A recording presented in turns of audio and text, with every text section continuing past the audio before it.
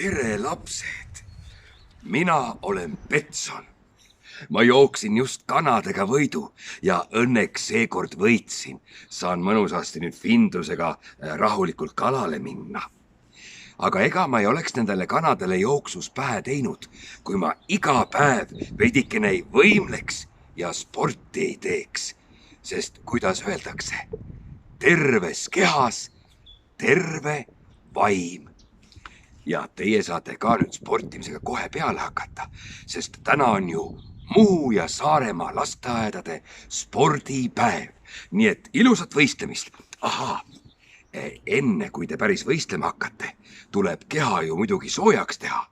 Ja mis harjutustega keha kõige paremini soojaks saab, seda näitab teile üks vägev odaviskaja Tanel.